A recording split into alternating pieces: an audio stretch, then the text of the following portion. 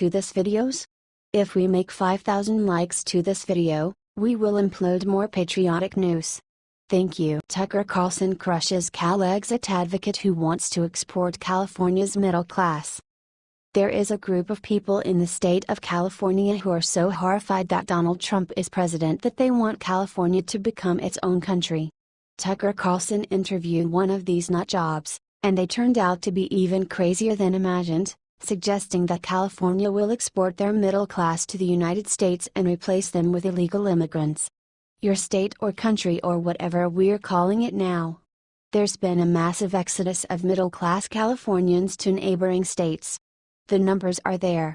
You've lost hundreds of thousands making between $100,000 and $200,000 over the past 10 years, and they've enriched Idaho and Montana and even Wyoming and Washington state.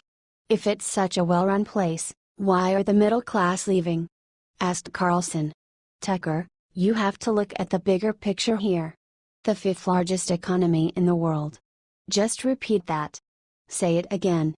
We are the fifth largest economy, argued Shankar Singham, the vice president of the California Freedom Coalition. It's basically the economy of Mexico. You've got a small number of rich people, the tech people, and then you've got a ton of poor people and the middle class is leaving.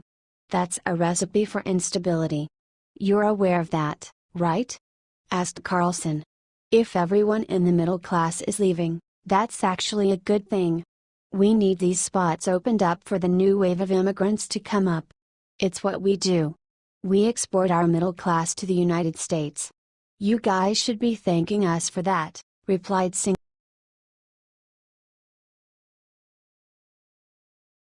Al Gore claims that every Christian's purpose of life must be to fight climate change.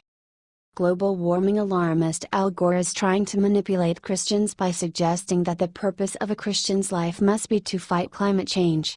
Now I was taught in my church that the purpose of life is to glorify God, and if we are heaping contempt on God's creation, then we are not living up to the duty that God is calling us to, explained Gore. The way we live our lives is definitely connected to this. It's not a political issue, it is a moral and spiritual issue, he explained in an interview with CNN along with the liberal Catholic priest, John Roush. I'll tell you, Pope Francis is really an amazing spiritual leader, said Gore in his pandering speech. My daughter, Karina Gore, runs the Center for Earth Ethics here at Union Theological Seminary. And she was part of a study group, Multi-Faith, reading that. And so I got deeply into it because of her. And, yes, the habits of overconsumption and looking for happiness and just more things, that definitely is a part of the issue, for sure, said Gore. The priest agreed with Gore that climate change is a spiritual issue. I've come to realize that the climate crisis, I believe, is a crisis in spirituality.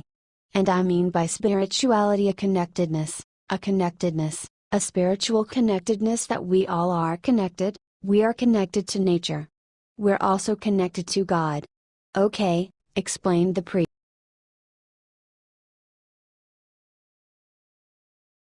Stabenow launches desperate personal attack against Kid Rock as she loses in the polls. Robert Ritchie, otherwise known as Kid Rock, has decided to run for Senate. It has been controversial, yet poll after poll indicates that Kid Rock is in the lead. His political opponent Stabenow was asked about these polls, and she attacked Kid Rock personally. She suggested that he wouldn't be able to stop playing music and isn't a serious threat. Well, I haven't seen a legitimate poll that showed him ahead, but what I would say is we're a long way from the campaign. He's going to be busy. He's got concerts and there's 4 people so far in the Republican primary, so I think if he gets in, he's going to be busy, said Stabenow in an interview with the Daily Caller. But what if Rock were to officially declare his candidacy for the Michigan Senate seat and beat his opponents in the primary? Asks the Daily Caller. Well, you know, for me, it's not about who's running on the other side. It's about the families of Michigan. And as far as I'm concerned, this is about my continuing to fight for them every day. That's what I do, said Stabenow. I've lived in Michigan my whole life, raised my family. I get up every day and fight for Michigan. And so that's what my focus is, she said. "It'll be interesting to watch the Republican primary four-way primary," said Stabenow.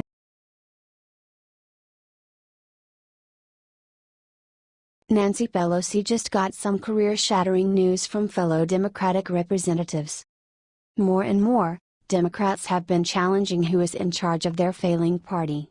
They're considering that they need new leaders, and Pelosi has been desperately trying to defend herself. "I am a master legislator. I know the budget to the nth degree. I know the motivation of people. I respect the people who are in Congress. I feel very confident about the support I have in my caucus," said Pelosi. However, several Democratic congressmen have suggested that it is time for Pelosi to go. "What we've got to do, not just for our party, but I think for so many American people, is start winning again. Start bringing some balance back to Washington and start winning with leadership that the American people can trust, not the old, tired Democratic partisan leadership, but really a new generation of leaders who are going to put the country first," suggested Representative Seth Moulton, D-Mass, on CBS. Former CIA agent Brian Dean Wright also had a lot to say. He recently published an article called "I'm a Democrat but Nancy Pelosi is totally clueless about what Democrats need to do to win. If Pelosi and others like her won't step down, the rebels must make it clear to America's voters that the DC Democrats do not speak for them.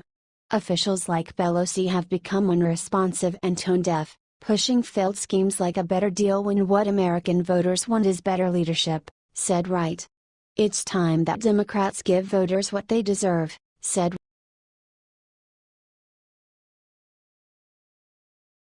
Joy Behar has meltdown over Texas law allowing students to carry guns, fellow panelist crushes her. Whoopi Goldberg and Joy Behar completely freaked out over Texas passing a law allowing students to carry guns on campus. However, the more conservative View panelist Jedediah Bila crushed both of them with logic. "I'm not a gun owner. And when you study these shootings, what you find out is that a lot of these lunatics, these maniacs, target gun-free zones. You see it all the time. There's stats upon stats. I want those students who have a license to carry, who have gone through the process, who have been approved, to not be sitting ducks in those classrooms," argued Bila. "You do know that to get a gun license, you don't have to actually learn how to shoot the gun. I'm telling you, people can go and buy guns and never ever have to go to a gun range," interrupted Goldberg. "Statistically, you are more likely to kill another civilian or yourself with a gun. This is part of the insanity that's going on in this country right now," screamed Behar. "What about the professors who give you an F? I'd be scared to teach in that class," Behar screamed. "Why should a citizen who has gone through background checks, who has gone through the proper protocol. Why should they be sitting there in that classroom. The gun is not the problem," responded B.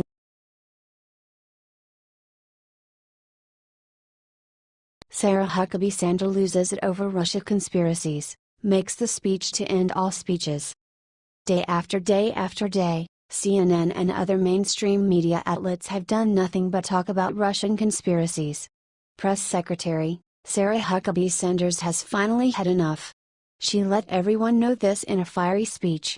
The press asked Sanders questions about Don Jr.'s meeting with a Russian lawyer, and accused President Trump of being misleading.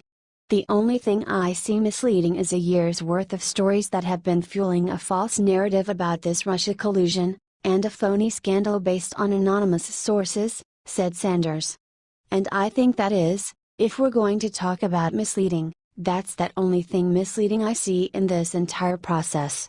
You guys are focused on a meeting that Don Jr. had no consequence when the Democrats actually colluded with a foreign government like Ukraine.